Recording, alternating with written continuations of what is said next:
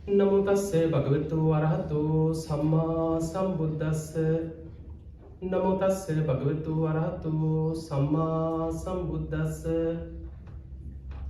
නමෝ තස්සේ භගවතු වරහතෝ සම්මා සම්බුද්දස්ස අතිගෞරවනීය දැනිනෝන් ධම්මදීප භාවනා මධ්‍යස්ථානයේහි අති ගෞරවනීය පූජනීය නායක මාහිමිපාණන් වහන්සේ අවසරයි අකරවිට සංඝානන්ද නායක හාමුදුරන් වහන්සේ ඇතුළු විහාරස්ථානයේ වැඩ සිටින පූජනීය වන්දනීය මහා සංඝරත්නයන් අවසරයි. පින්වත්නි, ඔබ බුද්ධ වන්දනා කරලා පන්සිල් සමාදන් වෙලා තුනුරුවන් වන්දනා කරලා ඉන්න වෙලාව. අද දවසේ ආනන්ද විද්‍යාලයේ ආදි ආනන්දයන්ගේ ආදි ශිෂ්‍ය සංගමේ විශේෂ ආරාධනාව මත මේ මැයි මාසයේ වෙසක් මාසයේ මුල් කරගෙන ධර්ම දේශනා 4ක් සංවිධානය වුණා. එහි පළවෙනි ධර්ම දේශනාව හැටියටයි මේ ධර්ම දේශනාව අද සිදු කෙරේ. මේ ධර්මයේ ශ්‍රවණය කරන්න එකතු වෙච්ච ඔබ හැම දිනාටමත් බණහන හැම දිනාටමත් මේ ධර්ම ශ්‍රවණය නිවන් දොරටුවක් බවට පත් වේවා කියලා මුලින්ම ආශිර්වාද කරනවා. පින්වත්නි, අපි මේ ඉන්නේ එක පැත්තකින් බොහෝම භයානක වෙලාවක. මුළු ලෝකෙ පුරාම නොසිතන විදිහට විශාල ව්‍යසනයක් ලෝකෙ ඇතිවෙච්ච වෙලාවක. හැබැයි මීට අවුරුදු 3-4කට කලින් කවුරු හරි ඔබට කිව්වනම් ඉස්සරහට මෙන්න මෙහෙම වසංගතයක් එනවා, අවුරුදු ගානක් කිසි දෙයක් කරගන්න බැරි වෙනවා, සමහර රටවල මේ විදිහට මිනිස්සු මහ පාරවල් වල තැන් තැන්වල 100,000 ගණන් මිනිස්සු මැරෙනවා, මිලියන ගානක් මිනිස්සු අනාගතේ මැරෙනවා, රටවල් සම්පූර්ණයෙන් වහගෙන ඉන්න වෙනවා, ගුවන් යානා ඔක්කොම නවත්තන්න වෙනවා. පිළිගන්නවද? පිළිගන්නේ මොන පිස්සුද? ඕවා කොහෙ වෙන්නද? අද මේ විද්‍යාව තාක්ෂණයේ කොච්චර දියුණුද? ඕවට බෙහෙත් තියෙනවා. හැබැයි ස්වභාව ධර්මයේ ඉදිරියේ ඒ සියල්ල පැරදිලා ගියා. පින්වත්නි, බුදුරජාණන් වහන්සේ පෙන්නනවා මිනිස්සුන්ගේ ආයුෂ අද අපි ඉන්නේ මනුස්ස ලෝකේ වුණාට මේ මනුස්ස ලෝකේ අපායක් වගේ. සමහරුන්ට නිකන් දිව්‍ය ලෝක වගේ පේනවා ඇති. ඒ අපිට අවුරුදු 10 ගණන් තිබ්බ ලෝක ගැන අපිට අද කිසිම දැනුමක් නැහැ. අපිට තේරෙන්නේ නැහැ. සමහර වෙලාවට අපි මේවා කියද්දී තර්කානුකූලවම හැමදේම හිතන කෙනා හිතන්නේ ඕක බොරුවක්. එහෙමත් මිනිස්සු ඉන්න පුළුවන්. ඕවා නිකන් සුරංගනා කතා. ඒ විදිහට තමයි කෙනෙකුට හිතේ. බුදුරජාණන් වහන්සේ දේශනා කරනවා අවුරුදු 10 ගණන් ආයුෂ තිබ්බ මිනිස්සු ලෝකේ ඉඳලා තියෙනවා. මේ මිනිස්සුන්ගේ ආයුෂ වැඩි වෙලා අවුරුදු අසංඛ්‍යයට වැඩි වෙනවා කියනවා. අද අපිට හිතන්නවත් බෑ. ඒ නිසා මේ අසංඛ්‍ය ගණන් ගැන හිතන්න බැරි නිසා ඒව වැඩි හිතන්න යන්නත් එපා. ඒ දීර්ඝ ආයුෂ ඇති කාලේ සක්විති රජවරු ලෝකේ පහළ වෙනවා. සක්විති රජවරු කියන්නේ සසරේ බොහෝ පින් කරපු පාරමී පුරපු මහා පින් ඇති අය. ශරීරයේ දෙතිස් මහා පුරුෂ ලක්ෂණ මතුවෙනකම්ම සසරේ පින් කරපු අය. ඔබ අහලා ඇතිනේ බුදු කෙනෙකුයි සක්විති රජ කෙනෙකුයි අතර පෙනුමෙන් තියෙන එකම වෙනසයි. ඒ තමයි වුණ රෝම ධාතුන් වහන්සේ. බුදුරජාණන් වහන්සේ නමකගේ අපි බොහෝ වෙලාවට බුද්ධ ප්‍රතිමා හදලා ශ්‍රද්ධාව වැඩි නිසාම අපි රත්තරනේ නේද වුණ රෝම ධාතුන් වහන්සේ තියන්නේ. හැබැයි බුදු කෙනෙක්ගේ සුදු පාටයි. සක්විති රජුරුවන්ගේ තමයි රත්තරන් පාට. බුදු කෙනෙක්ගේ සුදු පාටයි. සුදු බුදු රැසක් විහිදෙනවා වුණ රෝම ධාතුන් වහන්සේ. සුදු පාට රශ්මියක් විහිදෙනවා. දක්ෂිනාරුතව කරකැවිලා කෙලවර ඉහළට හිටින විදිහට නතර වෙනවා. සක්විති රජ කෙනෙක්ගේ වාමාවෘතව කරකැවිලා රත්තරම් පාටයි කෙලවර පහළට හිටින විදිහට නතර වෙලා තියෙනවා. ඔන්න ඔය වෙනස තමයි බුදු කෙනෙකුයි සක්විති රජ කෙනෙකුයි හොයාගන්න තියෙන්නේ. පුංචිම කාලේ මහා පුරුෂ ලක්ෂණ දිහා බලද්දී. එතකොට එවැනි සසර මහා පිං ඇති රජවරු ඔබ අහලා ඇති ගුවන් යානා ඒව භාවිතා කරලා නෙමෙයි පුණ්‍ය ඉරිදියක් පහළ වෙනවා කියේ. තමන්ගේ සිවුරංග සේනාව පිරිවරාගෙන අහසින් යනවා. අහසේ ඉඳන් ඒ හැම රටකටම අහසේ ඉඳන් රජවරු අනුශාසනා කරනවා. ප්‍රාණඝාතයෙන් වළකින්න, හොරකමින් වළකින්න, වැරදි කාම සේවනයෙන් වළකින්න, පන්සිල් වලින් සක්විති රජවරු අහසේ ඉඳන් අනුශාසනා කරනවා. ඒ පුංචි පුංචි සියලු රාජ්‍ය මුළු ලෝකෙම හැම රටක්ම සක්විති රජුරවන්ට ඒ හැම රජ කෙනෙකුම පූජා කරනවා. මුළු ලෝකෙම තනි පාලකයෙක් හැටියට සක්විති රජ කෙනෙකුට හිතන දිශාවට අහසින් යන්න පුළුවන් චක්‍ර රත්නයක්, හස්ති රත්න, මණි රත්න ඔය වගේ සත්ව රත්නයක් පහළ වෙනවා කියන. අද අපිට නිකන් සාමාන්‍යයෙන් අපි නිකන් හිතුවොත් හිතෙන්නේ ඔබ සුරංගනා කතා කරනවා. මේ වගේ යුගයක නෙමෙයි. අවුරුදු දහස් ගණන් ආයුෂ තියෙන දීර්ඝ කාලවල සක්විති රජවරු පහළ වෙනවා. බුදුරජාණන් වහන්සේ දේශනා කරනවා මිනිස්සුන්ගේ ආයුෂ දීර්ඝ වෙනකොට මනුස්ස ලෝකේ දිව්‍ය ලෝක වගේ සැප බහුලයි කියලා. ඒ දීර්ඝ ආයුෂ ඇති කාලවල දෙවිවරුන්ගේ අදහස දෙව්ලොව උපදින්න නෙමෙයි. දෙවියන් හිත පිහිටවනවා කියනවා මනුස්ස ලෝකේ හොඳයි. දැන් මනුස්ස ලෝකේ සැප බහුලයි. දිව්‍ය ලෝක 6ටම වඩා දීර්ඝ ආයුෂ තියෙන කාලවල මනුස්ස ලෝකේ සැප බහුලයි කියලා. හැබැයි බුදුරජාණන් වහන්සේ පෙන්නනවා මිනිස්සුන්ගේ ආයුෂ අඩු වෙලා අන්තිමටම අකුසල් බලවත් වෙන්න මිනිස්සු ගුණධර්මයෙන් පිරිහෙන්න ආයුෂ පිරිහෙනවා. ඔහොම පිරිහීගෙන ඇවිල්ලා මිනිස්සුන්ගේ ආයුෂ අවුරුදු 100 වෙනකොට මිනිස්යාගේ මනසේ ඇති වෙන්න තියෙන සියලු පාපී අකුසල් බලවත් වෙලා ඉවරයි. එතකොට අපිට මිනිස්සුන්ගේ ආයුෂ අවුරුදු 100 මට්ටම වෙනකොට අලුතෙන් ආය අමුතුවෙන් ඇති වෙන අකුසල් නැහැ. යම් තාක් ලෝකේ පාපී අකුසල් කියලා යම් පාපයක් තියෙනවාද ඒ සියල් මිනිස් මනසේ බලවත් වෙලා අවසానයි මිනිස්සුන්ගේ ආයුෂ අවුරුදු 100 වෙනකොට. ඊළඟට බුදුරජාණන් වහන්සේ පෙන්නනවා මහණෙනි අවුරුදු 100 වෙනකොට එතනින් පහළට ඒ ඇතිවෙච්ච අකුසල් මනස විකෘති වෙනවා කියන්නේ. මේක තියෙනවා අංගුත්තර නිකායේ මහා සාල කියලා සූත්‍රයක. අධර්ම රාගය විකෘති විදිහට සත්තුන්ටත් අන්ත විදිහට විකෘති වෙනවා. අධර්ම රාගය.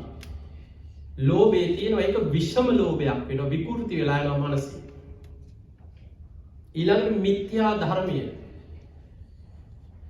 මෙන්න මේ තුන බලවත් වෙනකොට බුදුරජාණන් වහන්සේ පෙන්නනවා මහණෙනි මිනිස්සුන්ගේ ආයුෂ තවත් වේගයෙන් අවුරුදු 100 ඉඳන් පහළට පිරියෙනවා.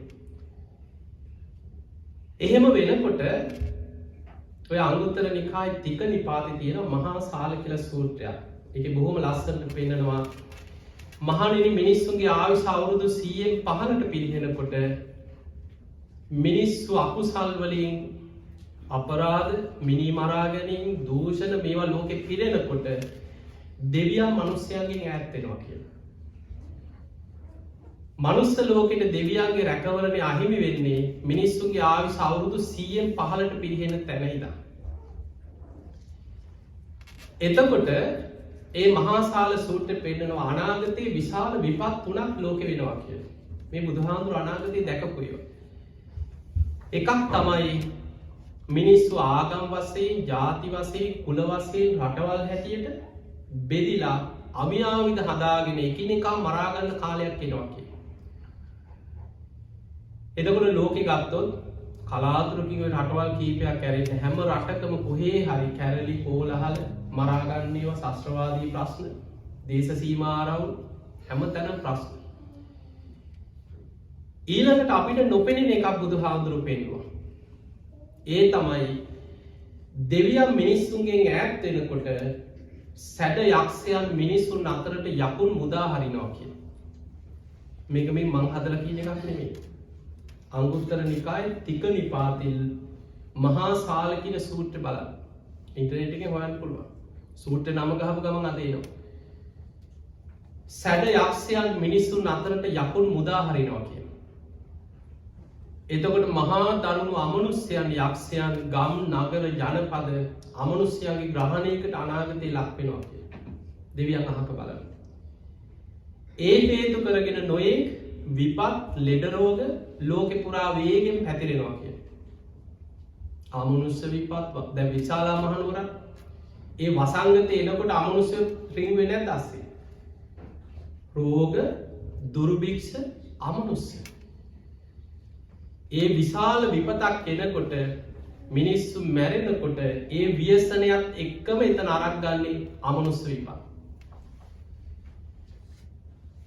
එතකොට බුදුරජාණන් වහන්සේ පෙන්නනවා මහා සාල අනාගත ලෝකයේ සිය දහස් ගණන් ලක්ෂ ගණන් මිනිස්සු මිය යනවා කියන ওই හේතු නිසා.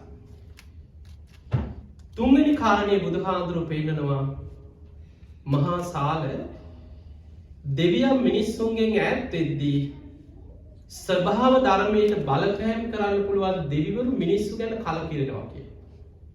දැන් අපි නොදන්නවා වුණාට මේ වැස්ස වහිනවා. දැන් නිකන් ඔබ කියන්නේ වහින්නේ දෙවියන්ද වසන්නේ? නෑ. ඔබ ඉගෙන ගත්ත දෙයක් ඇති ස්වභාව ධර්මයට අනුව වහිනවා. වැසි චක්‍රය කියලා එකක් ඉගෙනගෙනත් ඇතිනේ ඉස්සරනේ. හැබැයි වැස්ස වලාහක කියලා දේවතා කොට්ටාසයක් ගැන ධර්මයේ පෙන්නනවා. ස්වභාවික වහින වැස්ස ඒ වැස්ස වලාහක දෙවියන්ට ඒක පාලනය කරන්න පුළුවන් කියන 이르දි බලය. වැහැලා විශාල විපතක් වෙනවා නම් ඒ දෙවියන්ට පුළුවන් කියන ඒ වැස්ස පාලනය කරන්න. ඉස්සර විශාල නියඟ දුර්භික්ෂ ඇති වෙනකොට මිනිස්සු වැස්ස වලාහක දෙවියන්ට කන්නලව් කරලා ඉල්ලුවා නිසි කලට වැසි ලබා දෙන්න කියලා. එතකොට බුදුරජාණන් වහන්සේ පෙන්නනවා මහණෙනි මිනිස්සු අධර්මිෂ්ඨ වෙනකොට, දුස්සීල වෙනකොට, දෙවියන් මිනිස්සුන්ගෙන් ඈත් වෙනකොට වැස්ස වලාහක දෙවිවරු අහක බලනවා. කියන්නේ දෙවියන් පරිගන්නව නෙමෙයි. ස්වභාවිකව ඇතිවන වැස්ස වැහැලා නැත්තට නැති වුණත් දෙවියන් ඒක පාලනය කරන්න ඉදිරිපත් වෙන්නේ වෙන විනාශ වෙන්නේ ඉඩ ලහක බලන්න. විශාල නියඟ දුර්භික්ෂ ඇති වුණත් මිනිස්සු අඬා කියනවා නේ වහින්න අපිට වතුර පොදක් නැහැ. දෙවියන් බලන්නේ කියන මේ පව්කාරයන්ට උදව් කළ වැඩක් නැහැ කියලා. දෙවියන් කියන්නේ මතක තියාගන්න කෙලෙස් සහිතයි. දැන් ඔබ ඔහොම හිතන්නේ නැද්ද කියලා හිතන්න. අපි කවුරු හරි ඔබෙන් ඉල්ලනවා යමක් උදව්වක්. ඔබ දන්නවා මේ මිනිස්සයා දුරාචාරයේ දෙන කිසිම ගුණ ධර්මයක් නැති පව්කාරයෙක්. එතකොට දෙනවද? දන්න කෙනක් කියනවා දෙන්නේ පාවුල. ඔය හොරේ වංචනිකේ කියනවා. දෙවියොත් ඒ වගේ කෙලෙස් සහිතයි. කාම ලෝකේ ඉන්නේ. හැකියාව තිබුණට අධර්මිෂ්ඨකම්, දුස්සීලකම් වැඩි වෙනකොට මනුස්ස ලෝකේ දෙවියන් අහක බලනවා. ඊළඟට අහසේ වලාකුළු එහා මෙහා යනවා. මේ අපි කවුරුත් දන්නවා සුළං හමනකොට අඩු පීඩනයක් තියෙන තැනට සුළං හමනවා. වලාකුළු පාවෙලා යනවා. දෙවියන් මේ කරේ තියාගෙන යනවා නෙමෙයි. හැබැයි දේශනාවේ විස්තර වෙනවා අබ්බ වලාහක දෙවිවරු කියලා 이르දි බල සම්පන්න දේවතා කොටසක් ගැන.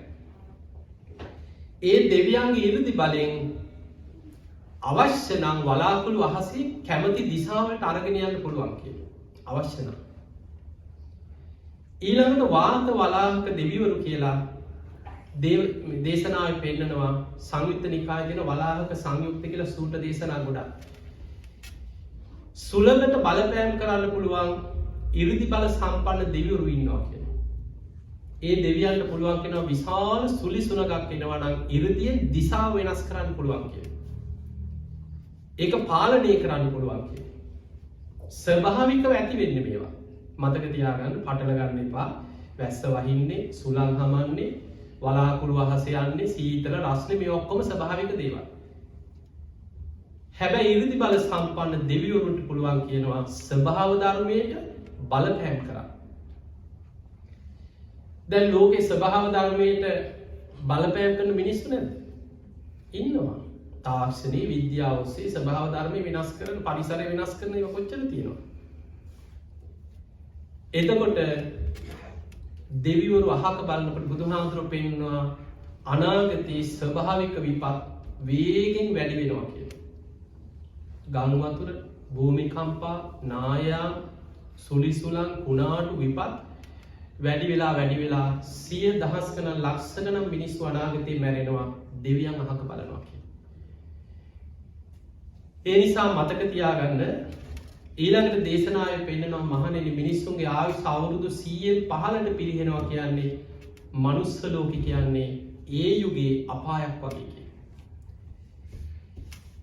දීර්ඝ ආයුෂ තියෙන කාලෙත් එක්ක බලද්දී අවුරුදු 100න් 15ට මනුස්ස ලෝක පිරිහෙනවා කියන්නේ අපායක් වගේ. මතක තියාගන්න අද මේ අන්තම් බණ ටිකක් ඇහුණට අද අපි ඉන්න කාලේ බුදු කෙනෙක් පහළ වෙන්නේ නැති කාලයක් මේ. ඇයි?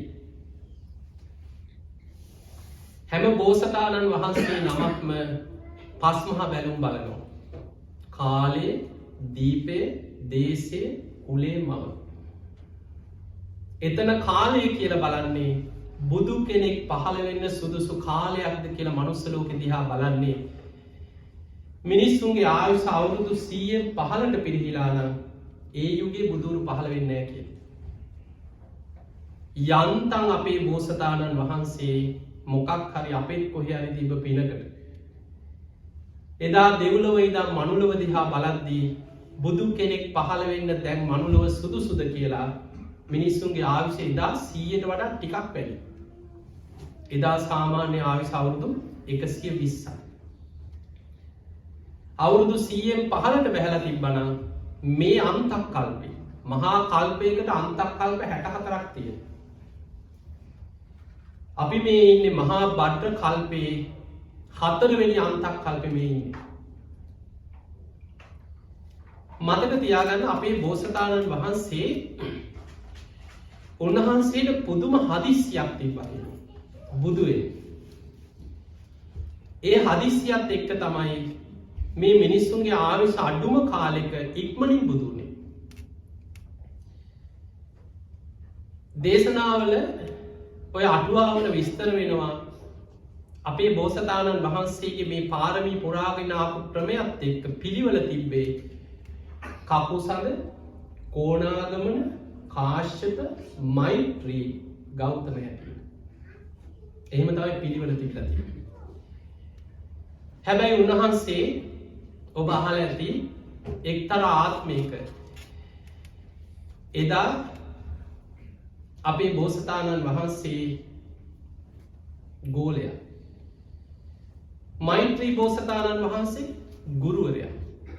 මේ දෙන්න මනුලොව ඉපදිලා දෙව්ලොවින් මනුලොවට ඇවිල්ලා තවුස්දම් පුරනවා. තාපස වේසෙන් දෙන්න පැවිදි වෙලා ඒ කාලේ බුද්ධ ශූන්‍ය කාලයක්.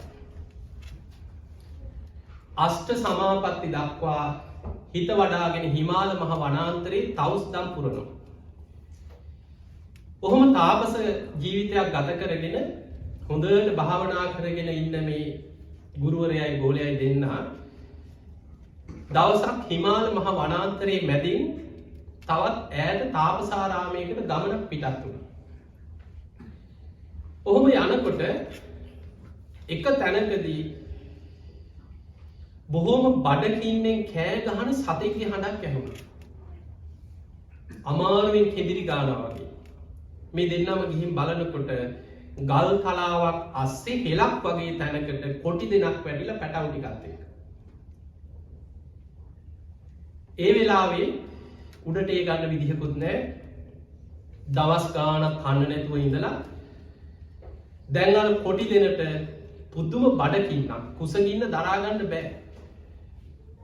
දැන් ඔබ අහලා ඇති කුසගින්න දරා ගන්න බැරි වෙනකොට මිනිස්සු නොකන ඒවත් කනවද නැද්ද? නොකන දේවලුත් කනවා. මිනිස්සු මිනි මස් කන්නේ නැද්ද? අම්මෝ ඔය කනවද කියලා හිතේ. බැමිණි ඉතිහාසය කාලේ අපේ රටේ ඉතිහාසෙ කියවලා බලන්න. කන්න නැති වෙනකොට මිනිස්සු දරුණු වෙලා කණ්ඩායම් එකතු වෙලා මිනි මස් කන කණ්ඩායම් හිටියා කියලා. ඉතිහාසයේ තියෙනවා කැලෑවල භාවනා කරපු තනි තනියෙන් හිටපු ස්වාමින් වහන්සේලා මිනි මස් කන කණ්ඩායම් වලට ගොදුරු වුණා කියලා. ඔය අපේ රටේ ඉතිහාසෙ බැමිණි ඉතිහාසය කාලේ. එතකොට අර කොටි දෙනට කුසගින්න දරා ගන්නම බැරි වෙනකොට පැටවු ළඟට ගිහිල්ලා පැටවු කන්න කට අරිනවා. ආයිමත් දරු සෙනෙහස ඇති වෙනකොට කෑ ගහලා බිම පෙරලෙනවා. මේක බලාගෙන හිටියා බෝසතාණන් වහන්සේලා දෙනම. ඒ වෙලාවේ මෛත්‍රී බෝසතාණන් වහන්සේ කියනවා ඔබ උතනට වෙලා බලාගෙන ඉන්න කොටි දෙනට පැටවු කන්න ඉඩ දෙන්න එපා. මම ඉක්මනට ගිහිල්ලා මැරිච්ච සතෙක් හරි මේ කැලේ කොහේ හරි ඉන්නවනම් කොටි දෙනගේ කුසගින්න නිවන්න ඉස්සෙල්ලා ආහාරයක් හොයාගෙන එන්න. ඊට පස්සේ උඩට ගන්න ක්‍රමයක් අපි හිතමු කියලා. ඔක්කොටම කලින් උඩට ගත්තොත් දෙන්නටම අනතුරක් වෙන්නත් පුළුවන්. දැන් මෙහෙම කියලා මෛත්‍රී බෝසතාණන් වහන්සේ කැලේ ගියා. ගුරුවරයා. ගිහිල්ලා දැන් කැලේ ඇතුලේ හොයනවා මැරිච්ච සතෙක්ගේ මොනවා හරි අර කොටි දෙනගේ කුසගින්න නිවන්න ආහාරයක් හොයනවා. දැන් වෙලාව යනවා කොටි දෙනට බඩකින්න දරා ගන්න බෑ. පැටවු ළඟට එනවා පැටවු කන්න සූදානම් වෙනවා කට අරිනවා ආයි පස්සට යනවා. මේක බලාගෙන හිටියා අපේ බෝසතාණන් වහන්සේ ගෝලයා. බලාගෙන ඉඳලා බැරිම තැන වටපිට බැලුවා ගුරුවරයා එන පාටක් නැහැ. දැන් අර කොටි දෙන පැටවු කන්න සූදානම් වෙනවා. ඒ වෙලාවේ අපේ බෝසතාණන් වහන්සේ අදිෂ්ඨානයක් කරා මේ දීර්ඝ සංසාර ගමනේ දාන පාරමිතාව පාරමී උපපාරමී පරමත්ත පාරමී. පරමත්ත පාරමී කියන්නේ ජීවිත පරිත්‍යාගයෙන් ජීවිතේ පූජා කරගෙන ලෝතුරා බුද්ධත්වයේ පිරිසමම් පාරමී පුරලා තියෙනවා.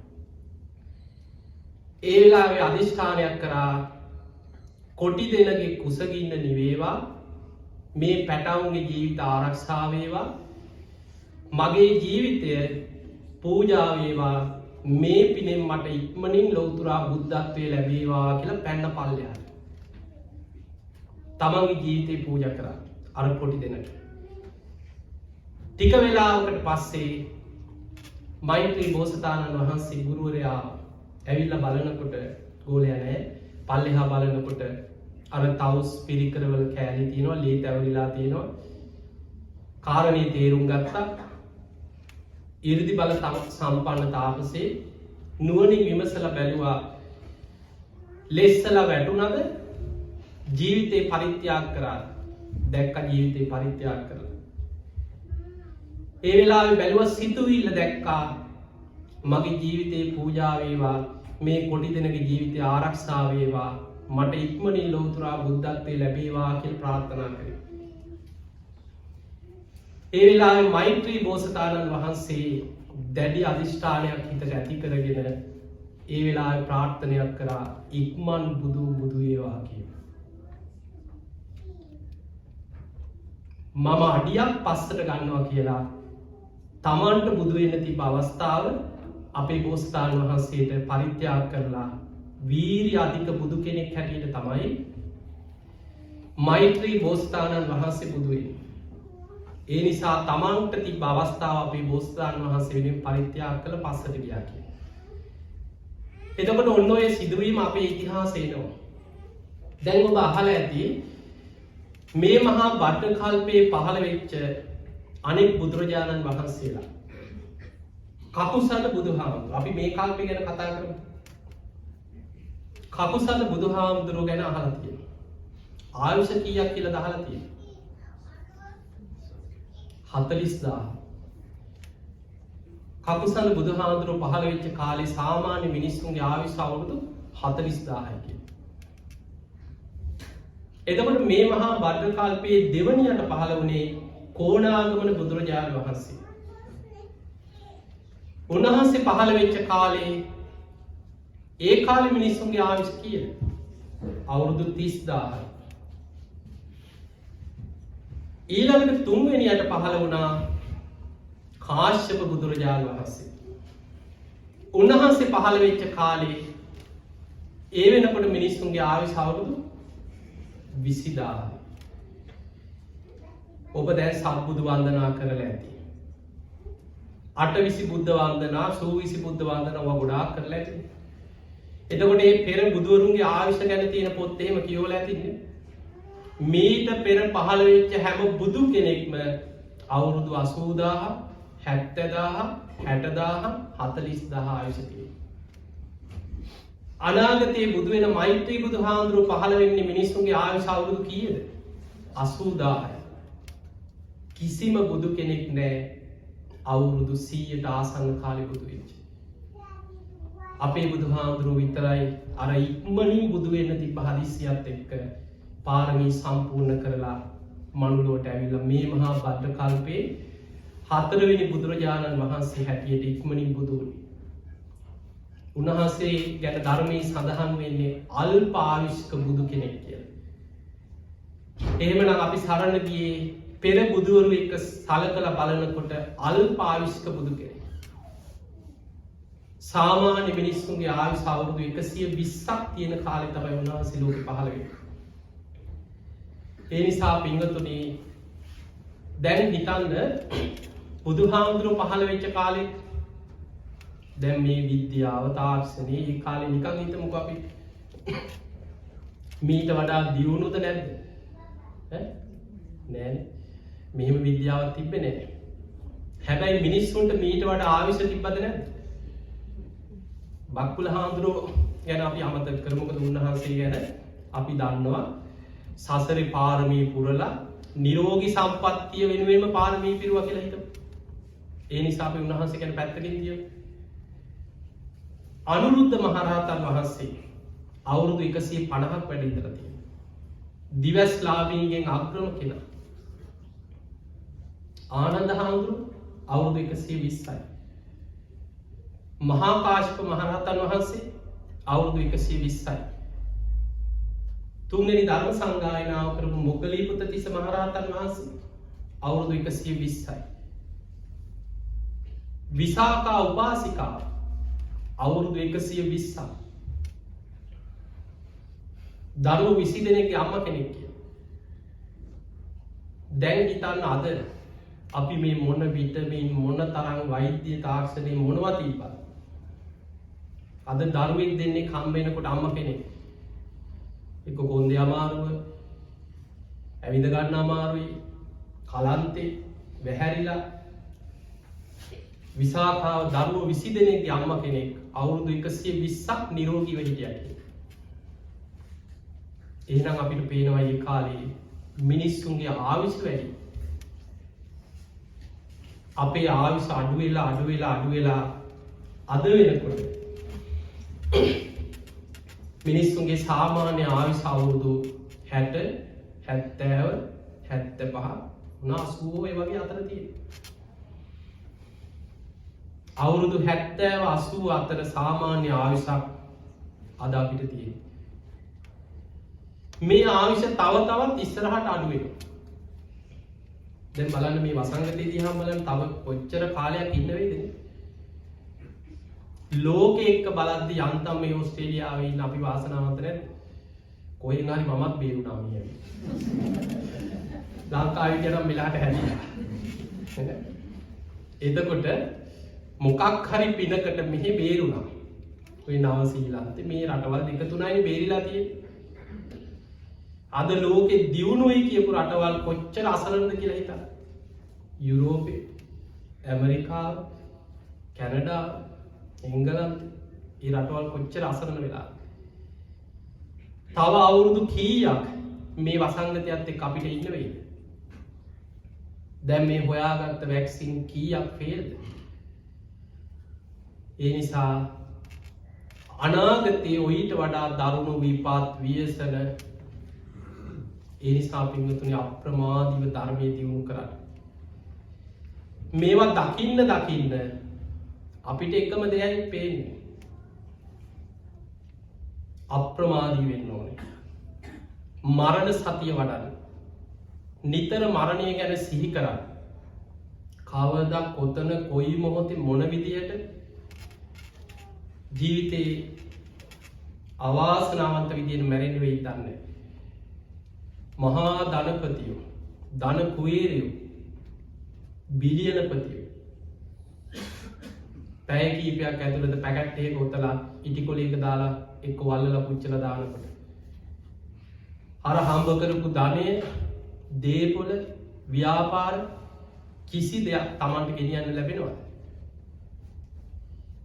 මුළු ජීවිත කාලෙම වෙහෙසිලා මහන්සි වෙලා ගොඩනගපු දේවල් සියල්ල එහෙම තියලා යන්න වෙනවා.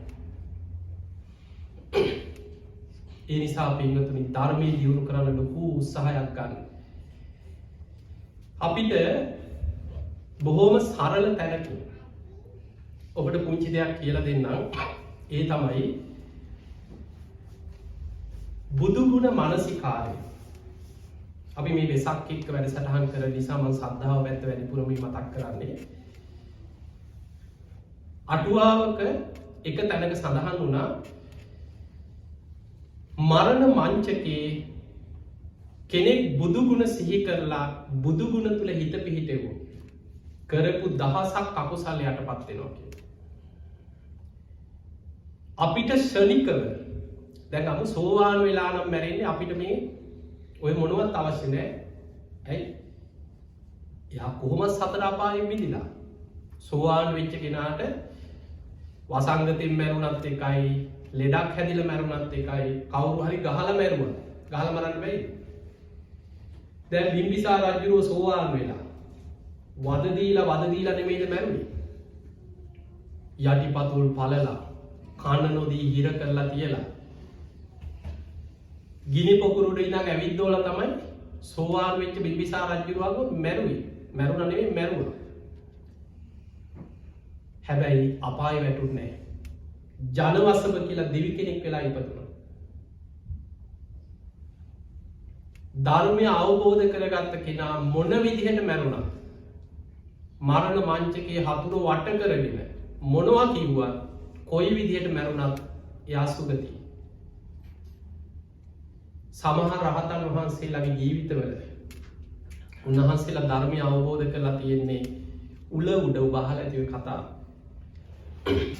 නොකල වරදකට රජුරුවන්ගේ රාජාභරණ වගේ හොරකම් කරගත්ත හුරු ටික කැලේ පැනලා දුවද්දී මේ කැලේ භාවනා කර කර හිටපු අහිංසක හාමුදුරු කෙනෙක් උන්වහන්සේ මාර්ගඵල ලැබලා හිටියේ නෑ වෙන්නේ.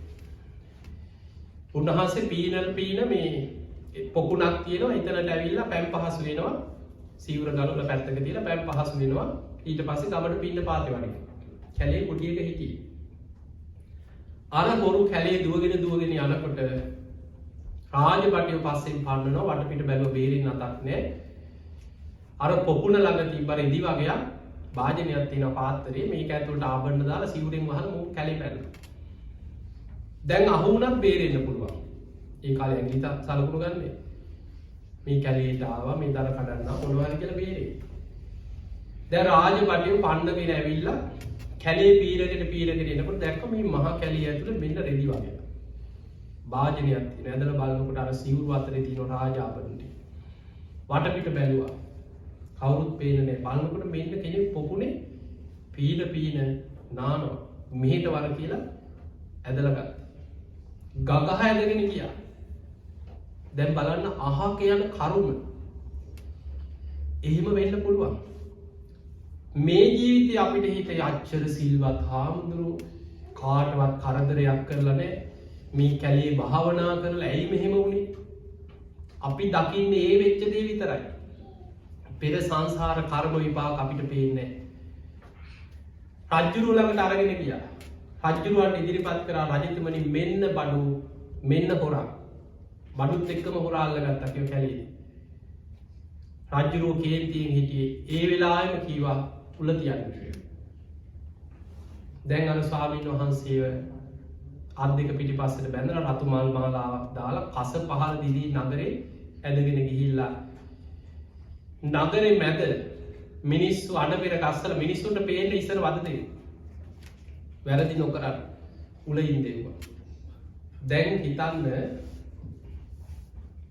ඇඟ පසාරු කරගෙන පස්සෙන් උලක් බහිනකොට මේ බඩවැල් හාරගෙන දැන් ධර්මයේ සිහි කරන්න පුළුවන්ද බැයිද? අමාරුද ලේසිද? අමාරුයි. හැබැයි අමාරුම වෙලාවේ ජය ගන්න කෙනා ජය ගන්න. අර උල ඇඟ හාරගෙන බහිනකොට උන්වහන්සේට ඒ වෙලාවේ සිහි වුණා බුදුරජාණන් වහන්සේගේ ධර්මයේ කොච්චර සත්‍යද. ඉපදීම දුකයි කියලා මේ දේශනා කරේ. ඉපදිච්ච නිසා නේද මම දුක් විඳින්නේ. සසරේ කොච්චර මේ වගේ නොකල වැරදි වලට දඬුවම් විඳලා දුක් විඳලා උලින් දෝලා පිහියනුම් කාලා උල් පාරවල් කාලා මැරිලා යනවා. එහෙම ධර්මයේ සිහි කරනකොට බුදුරජාණන් වහන්සේ බුදු ඇසින් දැක්කා උන්වහන්සේගේ ශ්‍රාවක දරුවෙක්. ඒ ජීවිතේ නොකල වරදක් තමයි. හැබැයි පෙර සංසාර කර්ම විපාකයක් නේ. බුදුරජාණන් වහන්සේ දැක්කා ධර්මය අවබෝධ කරන්න පින තියෙනවා. උන්වහන්සේ මනෝමය ශරීරයෙන් පෙනී හිටිය අනිත් අයට පේන්නේ අර හාමුදුරුවෝ ඉස්සරහා පෙනී හිටියේ.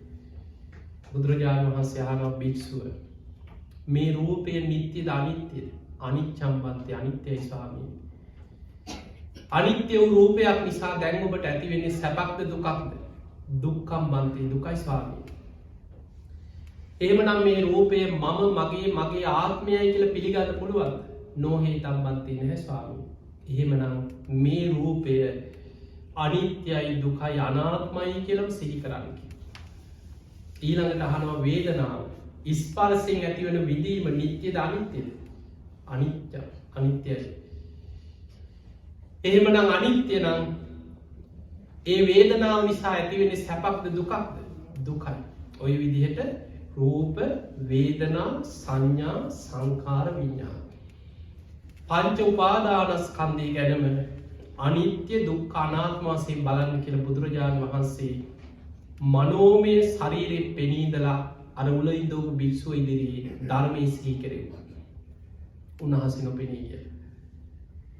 අර භික්ෂුවගේ ඇඟ හාරගෙන මේ බඩවැල් හාරගෙන උල බහිනව බඩ ඇතුලෙන් ඇඟට. ඒ වේදනාව මැද්දේ පංච උපාදානස්කන්ධ අනිත්‍ය වශයෙන් සිහි කරා උල උඩම රහත් වුණා. උල උඩම පිරිනිවන් පෑවා. එතකොට හිතන්න කොච්චර අමාරු වෙලාවකද ධර්මය ඇල්ලුවේ. ඒ නිසා මතක තියාගන්න හරියට ධර්මය දන්න කෙනාට අමාරු වෙලාවමයි ධර්මය අල්ලන්න තියෙන්නේ. දැන් සමහර වෙලාවට අපි ඔය ලෙඩුන්ට හරි සමහරුන්ට කරදරයක් වෙලා විපතක් වෙච්ච කෙනෙකුට බණ කියන්න ගියාම එයාට කේන්ති යනවා. මේ ඔළුව ගිනිගත් වෙලා එනවා මෙතන මේවා කියන්න කියලා. දැකලා නැද්ද එහෙම? ඒ වෙලාවම තමයි ධර්මය අල්ලන්න තියෙන්නේ. දැන් අපිට බට ගහලා සමහරවිට නහයෙන් බට දාලා එක්ක මෙහෙම බට දාලා වෙනහලුවකට ඔක්සිජන් දීලා යන්තම් හරි සිහිය තියනවා නම් යන්තම් හරි කන ටික තියනවා නම් ඒ වෙලාව තමයි අමාරුවෙන් හරි ධර්මයේ හිත පිහිටවන්න තියෙන හොඳම වෙලාව. ඒ වෙලාවේ කේන්ති අරගෙන ද්වේෂෙන් බය වෙලා තැති අරගෙන දැඟලුවොත් මරණාසන්න මොහොතේ අකුසලයක් මතුවෙන්න ඉඩ තියෙනවා. සමහර වෙලාවල් දැන් හිතන්න මේ ධර්මයෙන් ජයගත්ත චරිත ගැන හිතන්න අමාරුම වෙලාවේ ධර්මය අල්ලපු කෙනා තමයි ගැලවෙන්නේ. සාමාවතී ඇතුළු 500ක් වෙන කෙනෙක් නම් ස්වභාවික මරණයක් නෙමෙයි ගොඩ නැගිල්ල නිකන් ගිනි ගත්තවත් ගෑස් කාන්දුවක්වත් මොනවත් නිකන් කොහේ හරි එහෙම ඒවා නෙමෙයි. මහා ගන්ධියා ගොඩ නැගිල්ල දොරවල් ඔක්කොම වහලා පනින්න බැරි වෙන්න කණු වල රෙදි පාන්කඩ උතලා ගිනි ගන්න තෙල් දාලා සාමාවතිය ඇතුළු 500ක් කොටු කරලා ගිනි තිබ්බා. එතකොට ගිනි තිබ්බේ තවත් රජ්ජුරුවන්ගේ උදේනි රජ්ජුරුවන්ගේ තව බිසවක්.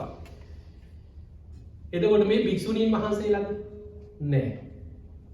උදේනි රජ්ජුරුවන්ගේ අන්තපුරේ හිටපු බිසවරු ටික.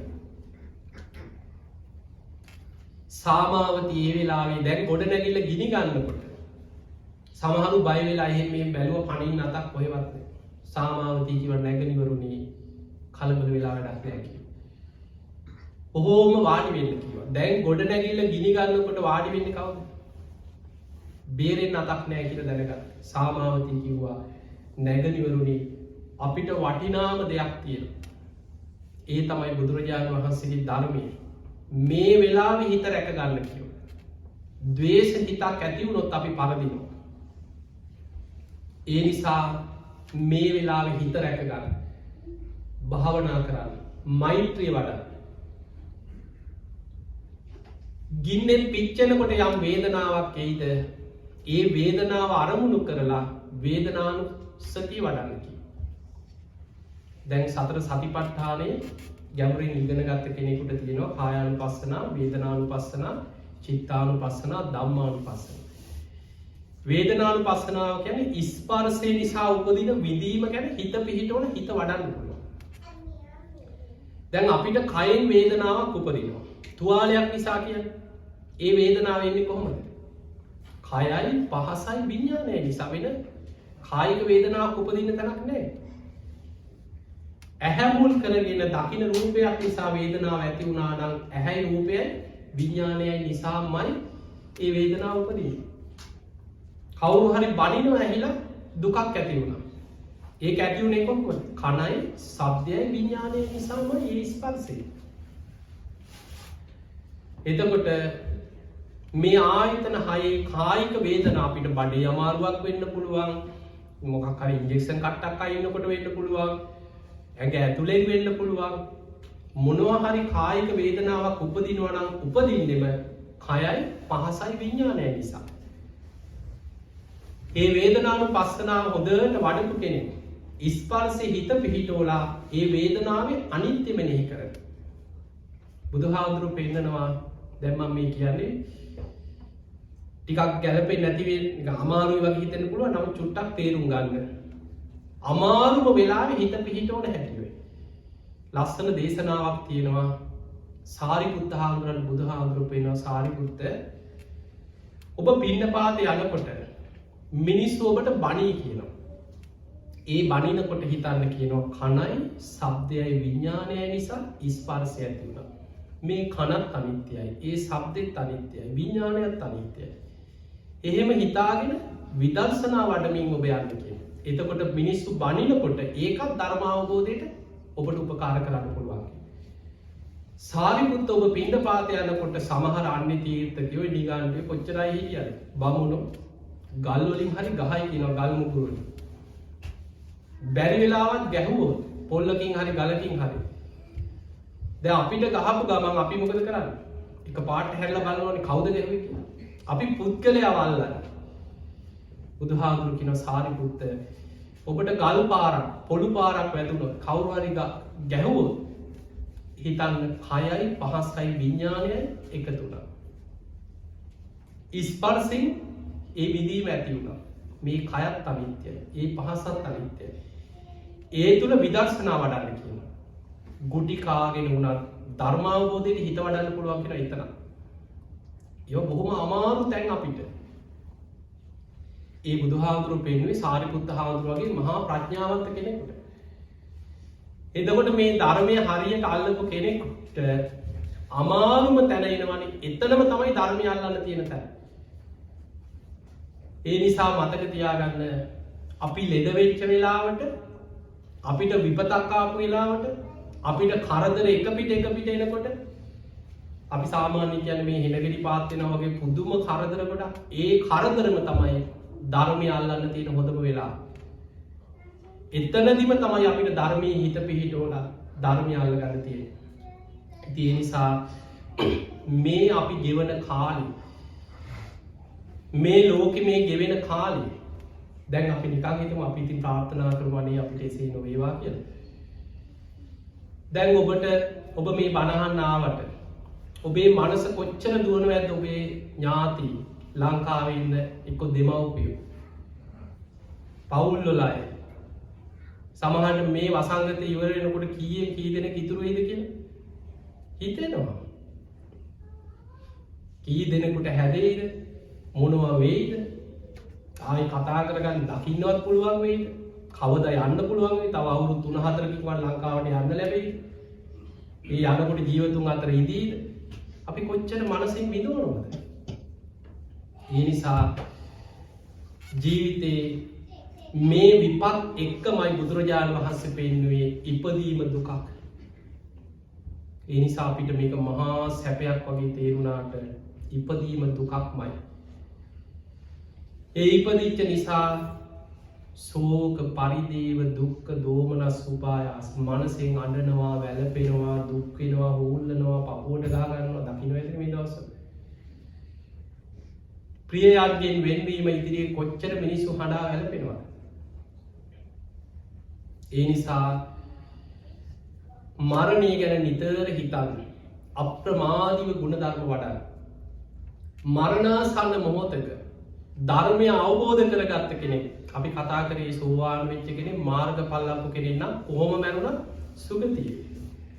දැන් අර සාමාවතී ඇතුළු 500ම ගින්නෙන් පිච්චෙනකොට සාමාවතී කිව්වා ගිනි ගන්නකොට ඇඟට රස්නේ දැනෙනකොට ඇඟ පිච්චෙනකොට යම් වේදනාවක් ඇද්ද ඒ තුලත් අනිත්‍ය සිහි කරන වේදනානුපස්සනාව වඩන්න කිව්වා. මොකද උනේ 500ම ගින්නෙන් පිච්චිලා කර වෙලා ගොඩ නැගිලා ඇතුලේ මැරුණා. හැබැයි 500 දෙනාම බුදුහාමුදුරු බුදු ඇසින් බලලා ධම්සභා මණ්ඩපේ දේශනා කරා මහණෙනි සාමාවතිය ඇතුළු 500ම සුද්ධාවාස බබලව ඉපදිලා කියලා. සුද්ධාවාසෙ ඉපදින්නේ අනාගාමි වෙච්චයි. ඒ පිරිසම අනාගාමි වුණා. එතකොට බලන්න අර අමාරුම වෙලාවේ මිනි මැරුමා 500ක් කොටු කරලා ගිනි තියලා මරන්න හදපු උපක්‍රමය වෙන කෙනෙක් නම් වෛර කරගෙන ද්වේෂයෙන් වෛරයෙන් බය වෙලා තැති අරගෙන කෑ ගහලා හැබැයි ඒ වෙලාවම ධර්මයේ සිහි කළා ධර්මය අවබෝධ කරගන්න පුළුවන් ඒ නිසා පින්වතුනි අමාරුම වෙලාව හිත පිහිටවන්න මේ දවස්වල නිතර ධර්මයේ සිහි කරා අපිට එකපාරට කලබලෙට සාමාන්‍යයෙන් අපිට එකපාරට මොකද්ද කරන්න කියලා හිතා ගන්න බැරි වෙනවා. එවැනි වෙලාවක ශනිකව කරන්න තියෙන දේ බුදුගුණ සිහි කරනවා. දැන් දජග්ග සූත්‍රයේ බුදුහාමුදුරු පෙන්නන්නේ මොකද්ද? භයංවා චම්බිතත්තංවා ලෝමහංසෝවා. එකපාරට බයක් ඇති වෙනවා. මරණ බයක් වෙන්න පුළුවන්. එකපාරට ජීවිතේ බයක් වෙනවා. චම්බිතත්තංවා තැති ගන්නවා. මොකක්ද කරන්න කියලා එකපාරට තැති ගන්නවා. ලෝමහංසෝවා ලොමු දැහැ ගන්නවා. එතකොට මෙවැනි වෙලාවක බුදුගුණ සිහි කරන්න කියනවා. ඒක තමයි දජග්ග සූත්‍රයේ තියෙන්නේ. එකපාරට කලබලයෙන් බුදුගුණ සිහි කරගන්න බැරි වුණොත් ධර්මයේ ගුණ හිතන්න. එහෙමත් බැරි වුණොත් සංඝ ගුණ හිතන්න. බුදුහාමුදුරෝ දේශනා කරනවා මහණෙනි මරණ මංචකේ බුදුගුණ සිහි කරොත් කරපු දහසක් අකුසල් යටපත් වෙලා සද්ධාව බලවත් වෙනවා. ඒ තමයි බුදුගුණ වල තියෙන බලය. අපිට තේරෙන්නේ නැහැ. ඔබට මට තියා අපි කාටවත් තේරෙන්නේ නැහැ. ඇයි? බුදු කෙනෙක්ගේ බුදුගුණ තේරෙන්නේ තවත් බුදු කෙනෙකුට විතරයි. සාරිපුත්ත හාමුදුරන්ටවත් පරිපූර්ණ බුදුගුණ ගැන වැටහෙන්නේ නැහැ. බුදුවරු සම වෙන්නේ තවත් ලෞතුරා බුදු කෙනෙකුටම විතරයි. ඒ නිසා අපි බුදුවරුන්ට කියන්නේ අසම සම. මේ ලෝකේ අනෙක් සියලු දෙනා එක්ක අසමානයි. හැබැයි බුදු කෙනෙක් තව බුදු කෙනෙක් එක්ක සමානයි. බුදුහාමුදුරුවෝ පෙන්වන මහණෙනි ලෞතුරා බුදු කෙනෙක් කල්පයක් පුරාවට වෙන කිසිම කරුණක් දේශනා නොකර බුදු ගුණම දේශනා කරන කල්පෙට. කල්පේ ඉවර වුණත් බුදු ගුණ අවසන් වෙන්නේ නැහැ කියලා. එහෙනම් ඉතින් අපි දන්නේ මොනවද කියලා හිතන්නකෝනේ. අපි මේ ඔය බුදු ගුණ ටිකක් නවරහත් බුදු ගුණ ටිකක් බෝධි පූජාවක් කියලා චෛත්‍යයක් වැඳලා සාදු කියලා අපිට තියෙන්නේ ඊටාම අල්ප සද්ධාව. ගොඩාක් සද්ධාව තියෙනවා වගේ හිතුවට අපිට තියෙන්නේ පුංචි සද්ධාව. හැබැයි මේ පුංචි සද්ධාවම බුදුහාඳුරු පෙන්නනවා මහණෙනි මයි සද්ධා මත්තම් කියන්නේ මාත්‍රය. ප්‍රේම මත්තම් බුදුහාඳුරු ගැන ප්‍රේම මාත්‍රයක් කෙනෙක්ගේ හිතේ බලවත් වුණොත් මරණ මංචකේ සබ්බීතේ සංඝ පරායෝ. ඒ ටිකම ඇති කියනවා අකුසල් යටපත් වෙලා සුගතිය යන. ඒ නිසා අනිත්‍ය ගැන අපිට මරණාසන්න කෙනෙකුට සිහි කරගන්න හොඳයි. කාලයක් අනිත්‍ය වඩලා අනිත්‍ය ගැන ලොකු අවබෝධයක ඉන්න කෙනෙකුට. ගැඹුරු ධර්මික කාලයක් වඩපු කෙනෙකුට ගාම්භීර ගැඹුරු ධර්ම කාරණා සිහි කරගන්න ලේසි. හැබැයි සාමාන්‍ය කෙනෙකුට එක පාර්ටම බය ඇති ගැනීමත් එක්ක මරණ බය ඇතිවෙච්ච වෙලාවක අපිට ශනිකව රැකෙන්න තියෙන දේ තමයි බුදුගුණ මනසිකාරය. සැනින් හිත රැකෙනවා, අකුසල් යට යනවා, සද්ධාව හිත පිහිටනවා. ඒ නිසා බුදුගුණ නිතර සිහි කරන්න. අපි දන්නවා සමහර අය අපි බුදුගුණ කියද්දී අපි ගොඩාක් ඔය මරණාසන්න අය ළඟ අපි පිළිත් කියලා බුදුගුණ කියලා සමහර දවස් ගණන් කතා නොකර එහෙම මැරුණා වගේ හිටපු එක දවස් මට මතකයි මම අම්ම කෙනෙකුට පිළිත් කියන්න ගියා. ගියාමත් ඒ දරුවෝ මේ කිව්වා අනේ හාමුදුරුවෝ දවස් දෙකකට විතර කලින් අපි කතා කරලා සම්බන්ධ කරගන්න බැරිවා. හාමුදුරුවෝ බැරි වුණා මම දන්නම කෙනෙක් නැත්නම් මම මේ යන්නෙත් නෑ. ඉතින් මම දන්නම පුතේ. ඉතින් ඒ අම්මා කොහොම හරි ඉතින් හොඳටම අමාරු පිළිකාවක් හැදිච්ච අම්ම කෙනෙක්. ඒ මං යනකොට ඇස් හරින්නෙත් නෑ යන්තම් වතුර ටිකක් දිවට දාලා දිව තෙමනවා. කකුළු සීතල වෙලා ඉතින් පණ ගිහිල්ලා වගේ. ඒ වෙලාවෙ ඉතින් මං ගිය නිසා ඒ අම්මට ඉතින් කනට කරලා ඉස්සෙල්ලාම බුදුගුණ ටිකක් කිව්වා. ගිය නිසා බුදුගුණ ටික කියලා මං එකින් එක කිව්වා. අරහං ගුණය ගැන මෙහෙම ටිකක් කියලා මං කිව්වා අම්මේ අම්මා සිහි කරගන්න නුවන්වැලි සෑය. ජය ශ්‍රී මහා බෝධීන් වහන්සේ. අම්මා මේ වගේ දැයි දරුවෝ මට කිව්වා අම්මා මෙහෙම පින් කරා මෙහෙම පින් කරා කියලා. ඊට පස්සේ මං ওই ටික කියලා පිරිත් චුට්ටකුත් කියලා ආයිත් මං කනට කරලා කිව්වා අම්මේ බුදුගුණම හිතන්න. ඊට පස්සේ අම්මා අමාරුවෙන් යන්තක් කට ඇරලා නිකන් මොකක් හරි වචනයක් කියන්න හදනවා. ඊට පස්සේ මට තේරුණා මොනවා හරි අම්මා කියන්න හදනවා කියලා. ඊට පස්සේ මම ඒ පුතාට කිව්වා පුතේ මේ අම්මව පොඩ්ඩක් අල්ලලා අරන් පපුව අත ගාලා චුට්ටක් මොකක් හරි කියන්න හදන්නේ අම්මගෙන් ඔයා අහන්න කියලා. ඉතින් ඒ දරුවා අම්මව කකුලට අරගෙන චුට්ටක් ඇල කරලා පපුව අත ගාලා ඇහුවා අම්මේ කියන්න කියලා. මම හොඳට පින් කරගත්තා කියලා. අමාරුවෙන් දවස් 3කට පස්සේ කිය ඔය වචනේ කතා කරේ. එදා රෑ මැරලා තිබුණා අම්මා. එතකොට කෙනෙකුට අර මරණාසන්න වෙලා ඇහැක් කරින්න නැතුව කතා කරන්න නැතුව එහෙම මැරිලා වගේ අනිත් අය හිතාගෙන ඉන්නේ දැන් එක්ක පණ නැතුව ඇති නිකන් පණ ගිහිල්ලා ඇති දැන් කොයි වෙලේද අන්තිම වෙලාව මේ කී බලාගෙන ඉන්නවා. හැබැයි ඒ වෙලාවෙන් කනට කරලා බුදුගුණ ටික කියනකොට සැනින් කරපු පිනේ හිත පිහිටියා. ඒ නිසා මතක තියාගන්න ගොඩාක් අපි මරණාසන්න අය ළඟ ඉඳලා තියෙන නිසා තේරෙනවා සමහර කෙනෙක් මරණාසන්න වෙනකොට ඇස් ඇරලා ඇහෙන් දෙයක් කියන්න බැරි වෙයි. කට ඇරලා ඔබට කතා කරන්න බැරි වෙයි. අතපය හොල්ලලා මොනවා සංඥාවක් දී ගන්න බැරි වෙයි. හැබැයි හරියට වෛද්‍යවරයෙක් බලලා මෙයා දැන් මැරිලා කියලා හරියට නිගමනය දෙනකම් එතන හූතිය දඟලන්න යන්න එපා. කෑ ගහගෙන අම්මේ දාලා යන්න එපෝ අපි කොහොමද ඉන්නේ ගහගෙන ඇඟට පැන්නොත් එහෙම සමහර වෙලාවට අපි කියන එක ඇහෙනවා. ඒ වටේ ඉඳගෙන අනේ මැරිලාද දන්නේ නැහැ, දිහි නැතුණාද දන්නේ නැහැ, මොනවා වුණාද දන්නේ නැහැ කීකේ වටේ ඉඳගෙන ඒ කියන ඒවා සමාජයට කණින් ඇහෙනවා. ඒ නිසා ඔබට තේරුම් නැතත් කිසිම සංඥාවක් දැක්ුවේ නැතත් බුදුගුණ ටික කියන්න. කරපු පිනක් මොනවා හරි තියෙනවා නම් සිහි කරා. අම්මා බොහොම සද්ධායෙන් අපි හිතමු දඹදිව වැන්න කියලා ඒවා සිහි කරා. ඒ වගේ කවුරු හරි මරණාසන්න කෙනෙකුට මොකද අපේ ජීවිතේ තීරණාත්මක තැන තමයි උතන. ඇත්තටම ගත්තොත් ඕන කෙනෙක්ගෙන් ඇහුවොත් ඇයි බණ අහන්නේ? ඇයි පින්කම් කරන්නේ? මොකක්ද අරමුණ? අනේ කොහොම හරි සෝවාන්වත් වෙන්න ඕනේ. කොහොම හරි සෝවාන් වෙන්න ඕනේ. කියනවද නැද්ද? කියනවා. ඒක හොඳයි. ඒ අරමුණ අපි කාටත් තියෙනවා. හැබැයි අපේ ඥාතීන් අම්මලා තාත්තලා ආච්චිලා සීයලා තෝක කියා පන්සල් ගානේ ගියා, භාවනා කරන්න ගියා, පින්කම් කරා, වන්දනා කරා. හැබැයි මැරෙන්න තරම මැරෙන්නේ ඔක්කොම සෝවාන් වෙලාද? නෑ. මරණය ඉස්සර වෙන්න පුළුවන් කොයි වෙලේ හරි. ඒ අරමුණේ ඉන්න එක හොඳයි. ඒ අරමුණේ වීර්ය වඩාගෙන අපි යනකොට අපි දන්නේ මරණය ඉස්සර වෙන්න පුළුවන්.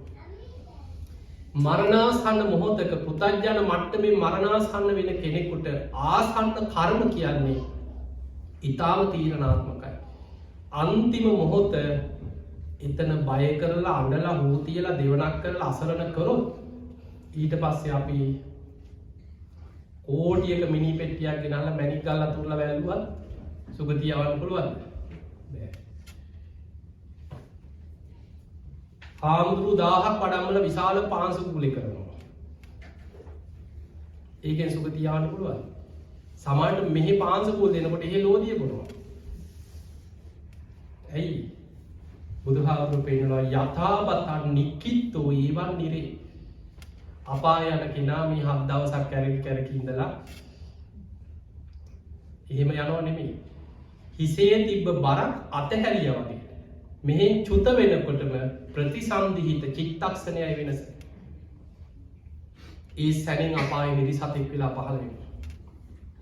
ඒ නිසා මරණාසන්න මොහොත වරදින්න පුළුවන්. පුතඥ මට්ටම භයානකයි. පොඩි බයක් නෙමෙයි. ධර්මාශෝක රජු අපි ගැන කවර කතාවද?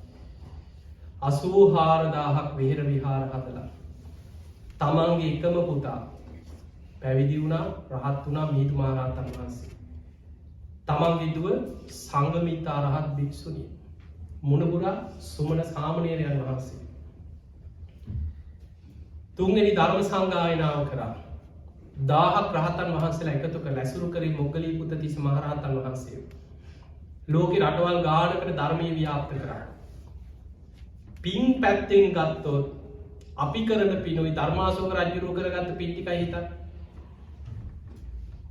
හැබැයි පුතඥ භාවය කියන්නේ මරණාසන්න වෙලාවේ අර ළඟ හිටපු පවන් සලන මිනිස්සයා පොඩි තැනක් ඇති වරදින. ඔහු එක කේන්ති ගියා, ද්වේෂය බලවත් වුණා, කරපු පින් කුසල් යට ගියා, අන්තිම මොහොතේ ආසන්න අකුසලේ බලවත් වුණා. දින කීපයකට හරි දුගතිය වැටුණා. ඒ නිසා ඔබ එක පැත්තකින් ලෝකේ වාසනාවන්තයි. ජීවිතය අපි මනුස්ස ජීවිතේ ලැබුවා. බුද්ධ ශාසනය මුණ ගැහුණා. මේ වගේ යුගයක ලෝකේ ශාසනය දැන් බැබලෙන කාලෙ මේ පිළිහිගෙන යන කාලෙ. එන්නේ අනාගතේ මිනිස්සු ගුණධර්මයෙන් පිරිහෙනවා කියන්නේ ශාසනය බැබලෙනව නෙමෙයි. විශාල විහෙර විහාර හැදෙයි. විශාල පින්කම් කෙරේ. විශාල පෙරහැරවල් ඇයි. හැබැයි ඒ අතරින්ම පෙරහැරවල් වල මහා හොරු යයි. විශාල පින්කම් වලින් විශාල ගසා කෑම යයි. ඒක තමයි එන්නේ වෙන්නේ ඉස්සරහ. ශාසනය බැබලෙනවා නෙමෙයි. ඒ නිසා ශාසනයේ නාමයෙන් නොයේ විකෘති දේවල්, හොරකම්, වංචාවල් ලෝකෙ පිළිපිලි යයි. ධර්මෙ පිළිහිලා යයි. ඒ නිසා අපි එක පැත්තකින් වාසනාවන්තයි. අද බණ පදයක් ඇහෙන රටක අද මෙහි පතිරූප දේශයක්. ඇයි? පතිරූප දේශයක් වෙන්නේ ධර්මයේ දියුණු කරන්න පුළුවන් පරිසරයක් තියෙනවා. ස්වාමීන් වහන්සේලා අපිට ඉන්නවා. පන්සල් කීයක් තියෙනවා. බණ ඒ මොනව නැතත් අද YouTube එක බලන්න ඕනේ. දවසකට සමහර වෙන දවසම එක්ක බණ 3-4 උදේ ඉඳන් කොච්චර බණ අහන්න පුළුවන්ද? සමහර ලාවට අපිට ඒ හාමුදුරුවෝ ජීවිතේට දකින්න බැරි වෙයි. සමාජයට හොඳට භාවනා කරපු කැලේම හිත වඩාගෙන ඉන්න ස්වාමීන් වහන්සේ තමයි. කවුරු හරි ගිහිල්ලා බණක් හරි රෙකෝඩ් කරලා ඒක ලෝකෙමයිට අහන්න සලස්සනවා. අද ධර්මය අල්ලන කෙනෙකුට ත්‍රිපිටකේ භාෂ ගණනාවකින් ලෝකේ කියවන්න පුළුවන්. මහා කාලයක් නෙමෙයි මීට අවුරුදු 15කට 16කට මම පැවිදිලා අවුරුදු 19ක්. ඒ මුල් කාලේ අවුරුදු 20කට 19කට කලින් අපි උනත් පොතක් කියවනකොට අර ත්‍රිපිටක පොත් 54ක් තියෙනවා. අටුවා ඔක්කොම සමහර එක සූත්‍රයක් හොයාගන්න පැය ගාණක් අර පොත් ටික ඔක්කොම පෙරලනවා. සමහරවිට පැය 4-5ක් ගිහිල්ලා සූත්‍රය හොයාගන්න බෑ. ඊට පස්සේ ඒකේ වචනේ කාගෙන් හරි හාමුදුරු කෙනකින් අහනවා. ඊට පස්සේ කියනවා මේ සංයුත්ත නිකාය පෙරලා බලන්න. ඒකේ වගේ මතකයි කියලා. සංයුත්ත නිකායේ තියෙන සූත්‍ර දේශනා 8900 ගාණක්. අර 8900 ගාණෙම හොයන්න ඕනේ මේ සූත්‍රය හොයාගන්න. ඊට පස්සේ කාගෙන් හරි අහපුවම කියන ඕක අංගුත්තර නිකායේ තිබ්බා කියනවා. අංගුත්තර නිකායේ තියෙන සූත්‍ර දේශනා 9000 ගාණක්. අද එහෙම නෙමෙයි. අද සූත්‍රේ නම ගහපු ගමන් සූත්‍රෙ උඩට එනවා. අද ඇප් හදලා තියෙනවා. ඒ සූත්‍රේ තියෙන එක වචනේ ගහපු ගමන් ඒ වචනේ තියෙන සූත්‍ර ටික ඔක්කොම පෙළට උඩට එනවා. අද තාක්ෂණෙත් එක්ක ධර්මය අල්ලන කෙනෙකුට හරි පැත්තට ධර්මයේ පැත්තට තාක්ෂණය යොදාගත්තොත් ඒ තාක්ෂණයෙන් ධර්මයේ කරා යන්න පුළුවන්. ඒ නිසා අපිට ලෝකෙ වෙනස් කරන්න බෑ. ලෝකෙ දවසින් දවස විශාල විපතකට විනාශයකට පරිහානියකට පිරිහීමකට ලෝකෙ යන කාලය. ඒ පිරිහීම දිහා බලාගෙන අනේ අපොයි කියලා ඕක දිහා බලාගෙන ඉඳලා තවත් වෙන්නේ අපිට ගුණධර්ම වඩා ගන්න තියෙන එකක් නැති වෙලා අපේ හිතට පසුතැවීම් ගොඩාක් එනවා. ඒ නිසා මේ වෙලාවේ අප්‍රමාදීව ධර්මයේ දියුණු කරන්න උත්සාහයක් ගන්න.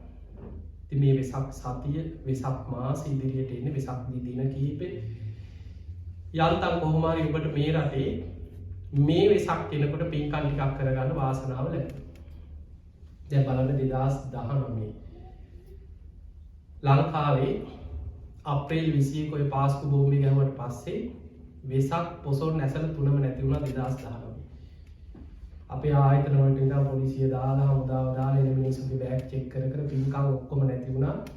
මිනිස්සු බයිට ඉස්කෝල මුර කර කර එහෙම හිටියා මාස ගානක්. ගිය අවුරුද්දේ වෙසක් පොසොන් නැසල එනකොට රටම ඇදිරි නීතිය දාලා ලොක්ඩවුන් කරලා තිබ්බා. මේ අවුරුද්දේ පිට තුන්වෙනි වතාවට ලංකාවේ වෙසක් එනකොට ආයමත් වේසනේ බලවත් වුණා.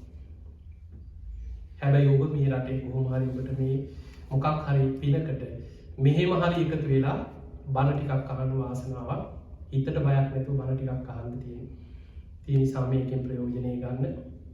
ඔබ හැම දිනාටම අපි ආශිර්වාද කරනවා. මේ ලැබිච්ච මනුස්ස ජීවිතය දවසින් දවස මොහොතින් මොහොත ෂණයෙන් ෂණේ ගෙවි යනවා.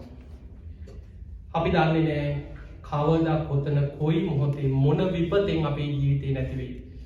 සමහර අයගේ පෞකාරකම් කියන්නේ ඔබ බලන්න ඉන්දියාවේ සමහර අය ඒ රෝහල් වල සමහත් මැරෙනවා දැඩි සත්කාරයක ගින්නකින් පව් දකින්න නැති.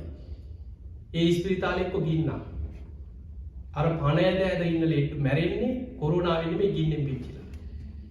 තව රෝහලක වාට්ටුවක ගෑස් අර ඒ ඔක්සිජන් ටැංකි වගේ පුපුරලා 15ක් 20ක් මැරුණා ටැංකි පුපුරලා. මොකක් හරි විපදා එක්ක රෝහල් ගොඩ නැගිලා කඩාගෙන වැටෙනවා. ඒ කර්ම මොන පැත්තෙන් හරි කැරකිලා යනවා. ඒ නිසා අප්‍රමාදීව ධර්මයේ දියුණු කරගන්න. ඉතින් එහෙමනම් ඔබ හැම දිනාටම